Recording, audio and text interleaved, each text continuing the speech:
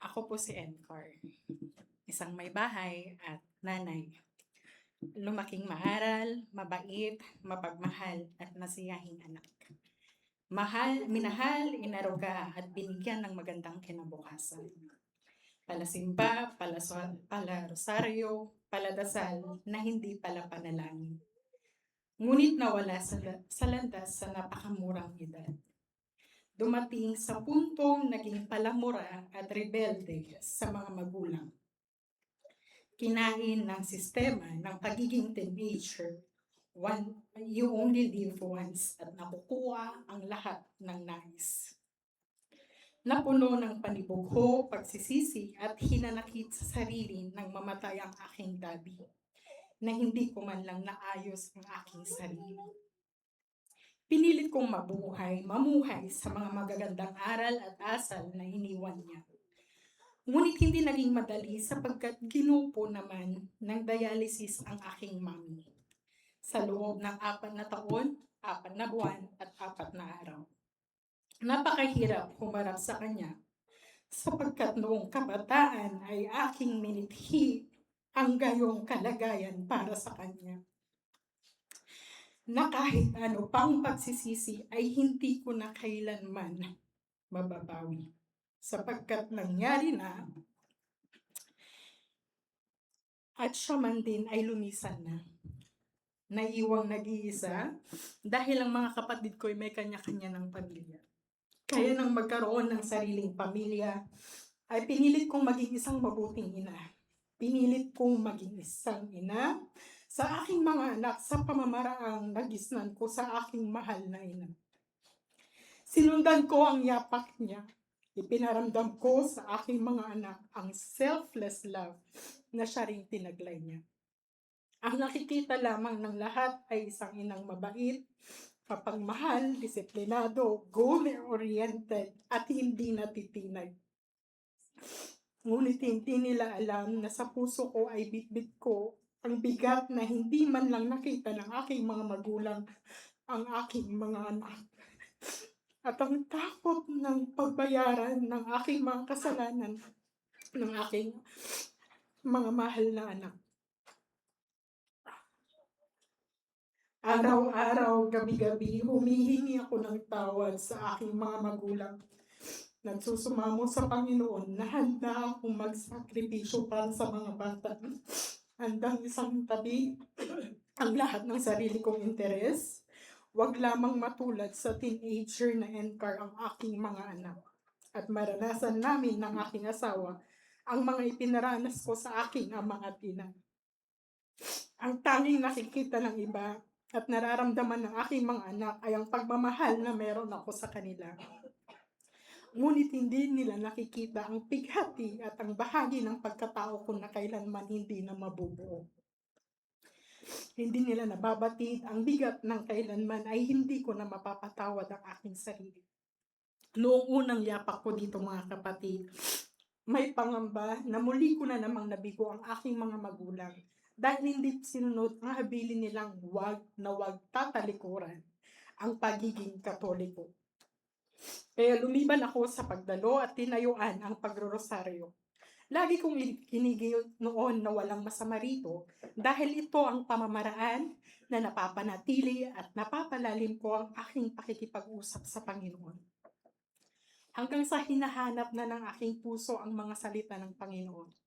Hanggang sa narinig at naunawaan ko ang Acts 16 verse 31. Walang Biyernes na hindi tumulo ang aking luha.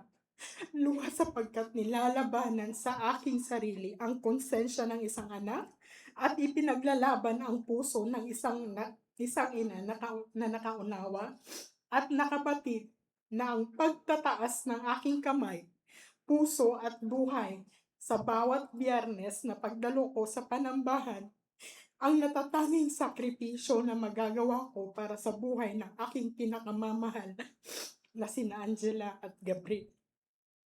Kung kaya't isinantabi ko ang agam-agam na muli kong nabigo ang ala-ala ng aking mga magulang at pinanindigan ang puso ng isang ina. At sino ang mag-aakala na oras bago ang aking nakanselang flight pauwing Pilipinas, ay ninais ko pa rin pumunta sa airport. Ngunit salamat sa banal na espiritu sa paggabay sa akin noong Biyernes na yon, ika-6 ng Marso ng taon na ito, dinako niya ako dito sa Panambahan. Tinanghali akong nakarating dito patapos ng pagsasalita ni Pastora Glenda. Tumingin siya sa akin at alam kong naroon sa kanyang mga mata ang lungkot na may isang kapatid na dumating na lamang sa huling bahagi ng service. Gayunman, nangibabaw pa rin ang kagalakan sa puso at nasabi ko na lamang, Lord, I choose you. I am choosing you. Mas pinili kong dumiretso rito sa Panambahan kaysa sa airport. At dumating ang araw ng EGR. Naghari ang will ni Lord ng araw na yon, ay nasa akin pa rin ang pagdadalawang isip kung magpapabaptismo ba ako sa tubig. Sumusunod sa agos ng EGR. Ngunit doon ko naramdaman ang kapayapaan, sapagkat sa pagkakataong yun ko lamang lubusang napatawad ang aking sarili. Doon ko lubusang naunawaan na ang Panginoon nga ay pinatawad tayo, bakit hindi natin patawarin ang ating mga sarili? Hindi rin lingid sa iba na sa mga panahong ito ay nag-aayos na sana ako ng visa patungo sa bansang aking minsay pinakatatangi. Ngunit tinalikuran ko ang pangarap na ito na para bang hindi ko pinaghandaan ng napakatagal. Isang ambisyosang ina, isang babaeng mataas ang pangarap, at isang asawa na patuloy na ginagampanan ang papel bilang kaagapay ng kanyang esposo sa pagtupad ng kanilang mga pangarap. Isang babaeng nasa inyong harapan ngayon ang tinalikuran ang lahat ng mga pangarap para sa Panginoon. At tumatayo, nagsasabi at nagpapatotoo na hindi mo pagsisisihan ang mas piliing mamuhay sa Panginoon at para sa Panginoon. Ang salita ng Panginoong Hesukristo sa Mateo 6 verse 33, datapwat, hanapin muna ninyo ang kanyang kaharian at ang kanyang katuwiran, at ang lahat ng mga bagay na ito ay pawang idaragdag sa inyo. Aking mga kapatid, ito ang katotohanan. May pagsisisi ba? Minsan ay may mga katanungan pa, ngunit mas nangingibabaw ng pagtitiwala at pananampalataya. Binigyan ako ng lakas ng Panginoon na isang tabi ang pangarap para sa aking sariling pamilya at mas pinili siya. Tinalikuran ang isang pangarap na matagal na pinaghandaan at pinaghirapan. At narito ako ngayon sa inyong harapan, isang patunay na noong siya ay aking hinanap, tinanggap at inuna sa aking buhay, ipinagkaloob niya sa akin ang lahat ng mga bagay na noon ko pa hinahanap. Kapatawaran, kapayapaan, kasaganaan, at kakontentuhan. At iyon, mga kapatid, ang tunay na yaman ng isang tao sa mundong ibabaw.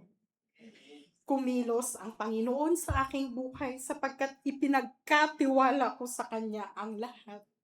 Hayaan mo, kapatid, na siya ang manguna at maghari sa iyong buhay. Nang maranasan nating lahat ang kapayapaan at kapanatagang naghahari sa aking puso at isipan. Praise God.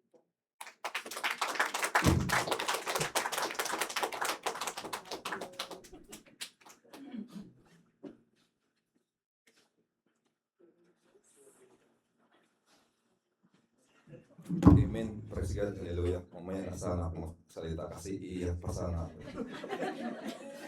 Amen. Praise God. Hallelujah. Sabi nga sa 1 Corinto chapter 10 verse 13, wala pang pagsubok na dumating sa inyo na hindi naranasan ng ibang tao. Tapat ang Diyos at hindi niya paitulot na kayo subukin ng higit sa inyong makakaya. Sa halip, pagdating ng pagsubok, bibigyan niya kayo ng lakas upang makayanan ito at ng paraan upang malampasan ito. Amen. Hallelujah.